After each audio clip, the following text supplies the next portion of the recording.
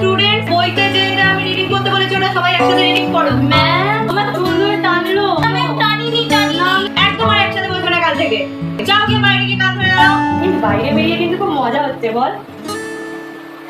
ঠিক বলেছিস, খুব মজা হচ্ছে। হাতে ব্যথা হচ্ছে, কানটা ছিঁড়েই যাবে।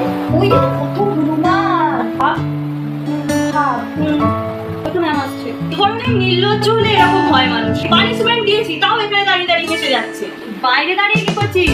আয় ভিতরে আয়। ম্যাম দাঁড়ান। এই একদম প্রণাম করবি না, সবসময় মাথা উঁচু করে বাঁচতে হয়। আমাদের দুজনের তরফ থেকে ডাক্তার জন্য এসবের আবার কি দরকার ছিল? তোরা যে এসেছিস তাতেই আমি খুশি।